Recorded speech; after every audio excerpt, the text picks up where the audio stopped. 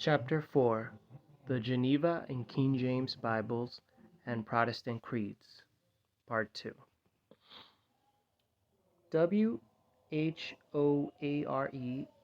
It's going to sound funny, but I think it's Hoar or Hor. I don't know how to pronounce that name, but let's continue. W. Hor says in The Evolution of the English Bible, quote, considered as a literary whole, it, in brackets, the Geneva Bible, end of brackets, has about it the character of a Calvinist manifesto, ... a book with a special purpose, end of quote. F. Bruce adds, quote, the notes of the Geneva Bible, ... are to be sure unashamedly Calvinistic in doctrine, ... The people of England and Scotland, ... learn much of their biblical exegesis from these notes, ... The Geneva Bible immediately won and retained widespread popularity, period. It became the household Bible of English-speaking Protestants, ... This became the authorized Bible in Scotland and was brought to America where it had a strong influence, period, end of quote. Butterworth points out, quote, in the lineage of the King James Bible, this, in brackets, Geneva Bible, end of brackets, is by all means the most important single volume, ... The Geneva Bible, ... had a very great influence in the shaping of the King James Bible, end of quote. Robinson is even more emphatic. A large part of its Geneva Bible innovations are included in the authorized version KJV, and the KJV word is in brackets, ... Sometimes the Geneva text and the Geneva margin are taken over intact. Sometimes the text becomes the margin and the margin the text. Let's read that section of the sentence again. Sometimes the text becomes the margin and the margin the text, period. Sometimes the margin becomes the text and no alternative is offered.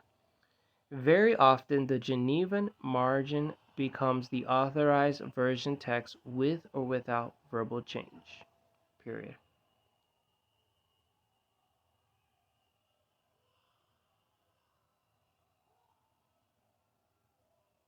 Okay. Let me look up this quote. Okay. So the quote I read to you is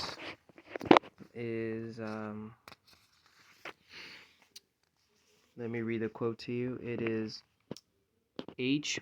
Wheeler Robinson, comma, the Bible in its ancient and English versions, parentheses, Clarendon Press, 1940. He gives me pages as 186 and 206 and 207. So we're going to read from 206 and 207, and then we'll take a look at 186 later. Let's read from here. In 1579, Tremelius, a converted Jew who had been King's Reader of Hebrew at Cambridge, published yet another Latin translation of the Old Testament, with the addition of a version of the Apocrypha by his son-in-law, Junius. The Chaldaic Targum was specially studied and its readings recorded. The Syriac New Testament in Tremelius' version was consulted, and Beza's New Testament text was heavily leaned upon. The seriousness of the revision can be gauged from the profusion of marginal notes. Controversial notes were excluded and textual scholarship emphasized. In the Old Testament, according to Scrivener, there are 6,637 marginal notes, of which 4,034 give the literal meaning of the Hebrew and 77 of the Chaldea. 2,156 offer alternative readings, 63 give the meaning of proper names, and 31 give the Masoretic differences of Kyria and Ketib. In the New Testament, there are 765 notes, of which 35 give variant readings, 582 alternative renderings, and 112 literal translations. It has been asserted that the best scholarship, as in the Revised Version later, remained as a minority report in the margin. Hugh Brahenton indignantly asked who bade them put the error in the text and write in the marginate ? And Robert Gell, perhaps preserving a tradition of the translator's method, said, many mistranslated words and phrases by plurality of voices were carried into the context, and the better translation most what was cast into the margent. The enormous number of marginal notes in the Old Testament, approached only by that in the Geneva Bible, is proof of the new feeling of responsibility towards the original Hebrew text, and a comparative study of the notes in the Authorized Version. The Geneva Bible and the Bishop's Version is highly instructive. In hundreds of places, the Authorized Version is the first to indicate the Hebrew reading in the margin, sometimes giving an idiomatic English rendering, sometimes ignoring the implication and teaching, but always leaving the literal form of the original lest something might be lost. Sometimes, so right here, I think, let me get back to that quote. Sometimes the Geneva text and the Geneva margin are taken over intact. So now this is the quote that was in the book of What Love Is This by David Hunt. Sometimes the Geneva text and the Geneva margin are taken over intact. Sometimes the text becomes the margin and the margin the text. Sometimes the margin becomes the text and no alternative is offered. Okay. Very often the Geneva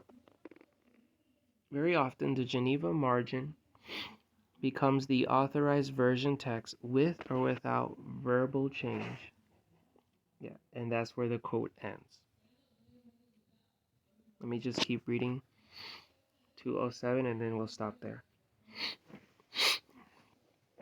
Occasionally, the bishop's text, too literally, rendered as, I believe that is Genesis 2, verse 16, eating thou shalt eat it? I'm not sure. I'm not sure what that word is, but I'm guessing. Is relegated to the Authorized Version margin. Sometimes when the bishops had taken the margin from the Geneva into its text, the Authorized Version rejects both for a new rendering and has no marginal note at all. Sometimes the Geneva margin offers a more idiomatic English than the text. As Geneva, wow, what is that? Roman letters.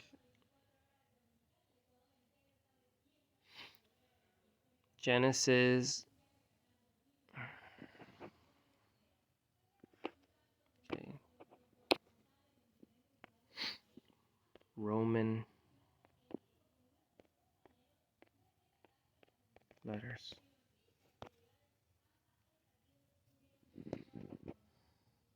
So that's 10, 1, and 5.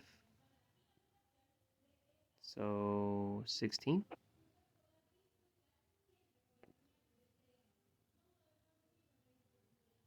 Genesis. So Genesis 16, I believe. Genesis 16, verse 22. I have lifted up my hand. Let me go through my KJV.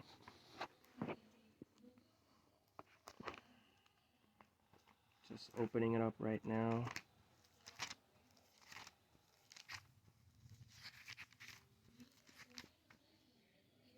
Genesis 16, verse 22. No, that's incorrect.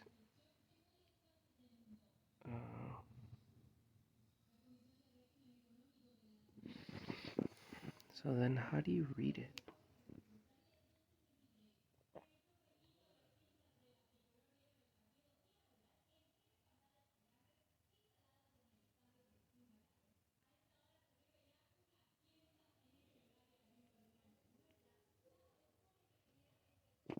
Let me figure this out.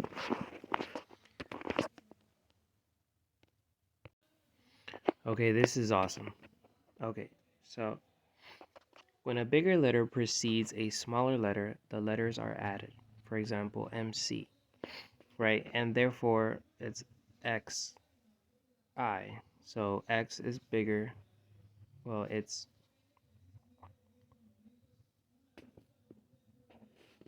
Dang it. I don't want to say it's bigger, but I'm assuming it goes by alphabet, like it's the furthest in the furthest in the alphabet. So X is bigger than I. Assuming that's how it is, and assuming that that's what they mean by. So any letter in the alphabet is closer to X, Y, Z to Z is the biggest, and then going to the left or going all the way to A is the smallest. So X is bigger than I, so we added. But then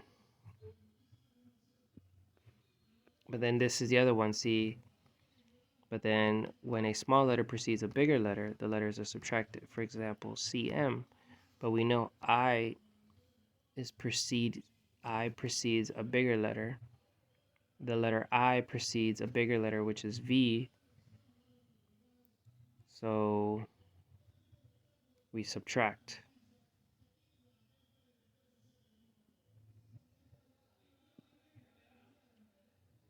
So it's quite interesting. I mean, trying to wrap my head around this, but it's 14.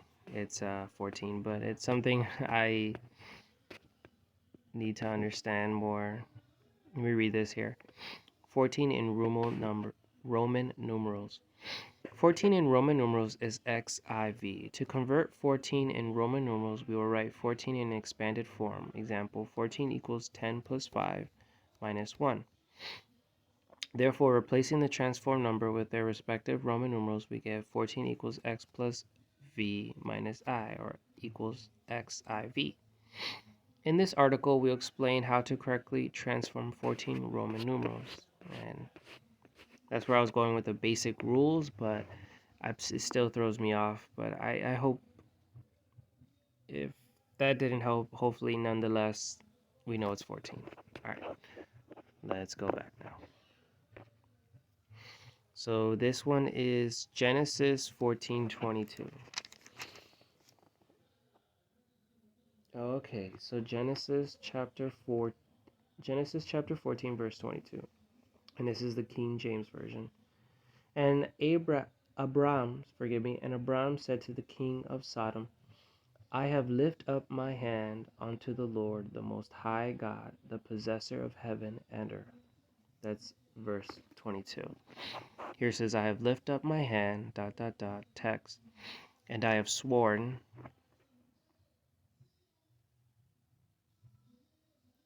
Okay, and I have sworn, parentheses, margin.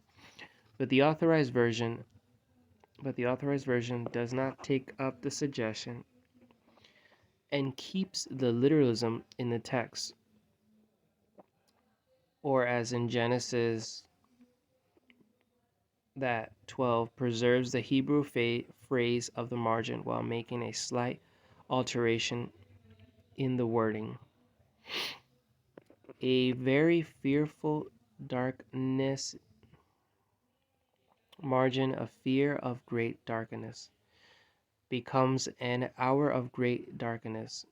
The immense advance in the matter of notes of the authorized version over the Geneva and the Geneva over the Great Bible may be gauged from a statement in the Great Bible concerning the proposed notes of the difference of reading between the Hebrews and the Chaldeans. Wow. If I had my special dictionary, then I could study this, but it's okay. The chapter summarizes and page headings supplied by the final revisers, Bilson and Smith, are of considerable interest. Coverdale is the first to introduce chapter summaries, and Matthew follows. The Great Bible pays much attention to the matter, revising considerably in successive editions. The Geneva headings are important and influential, and the authorized version pays very great respect to them. An example of the Great Bible revision in Genesis that illustrates certain points in the spelling of proper names, in Christologically tendency, and in the plainness of speech. Okay. And lastly, we are going to go to page 186 just to see what is there.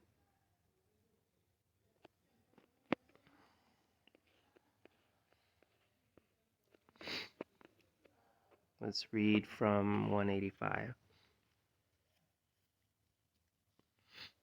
The Geneva also takes over from this edition the use of italics for additions to the text, as the Great Bible had already adopted from Auveltan's 1535 Bible the use of smaller type for interpolations.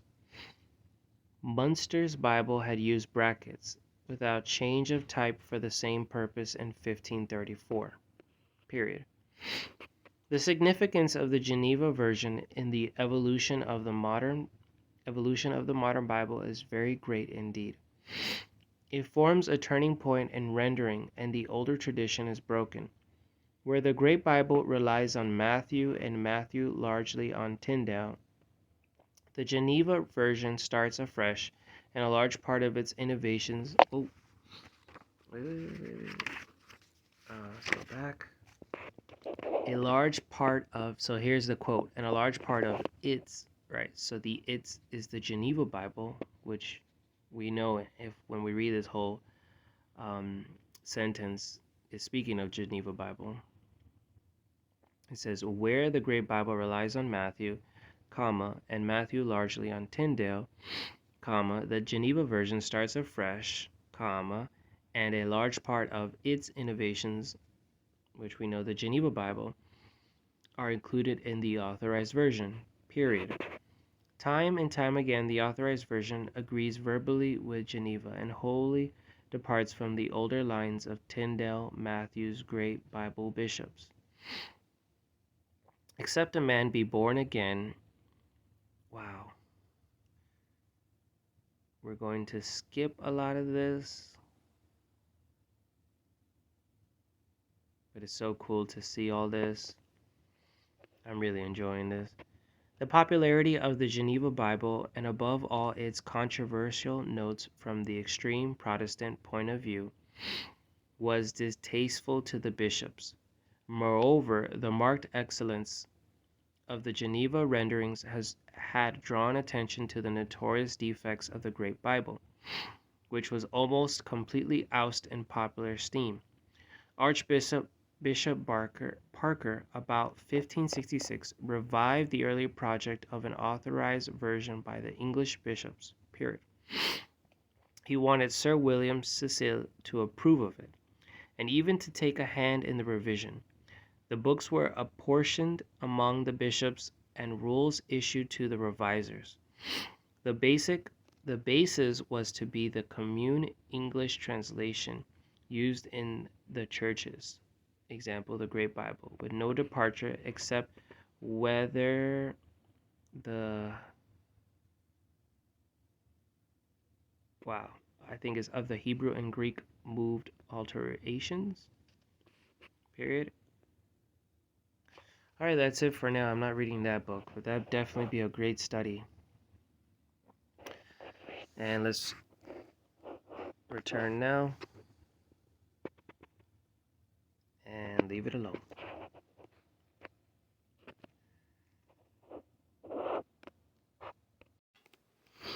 Okay, the last paragraph.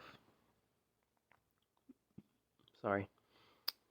Further documentation could be given, but this should be sufficient to trace the influence from that ultimate Roman Catholic, Augustine, through the Latin Vulgate and his writings upon Calvin, and through Calvin into the Geneva Bible and on into the King James Bible. Thus into the pulpits and homes of Protestants throughout Europe, England, and America.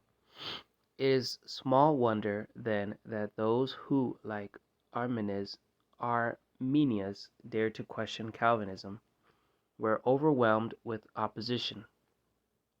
Of course, various synods and assemblies were held to formulate accepted creeds and to punish the dissenters.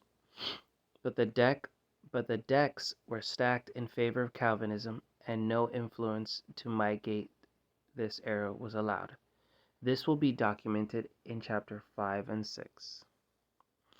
End of the Geneva and King James Bible and Protestant creeds. Thank you and good night.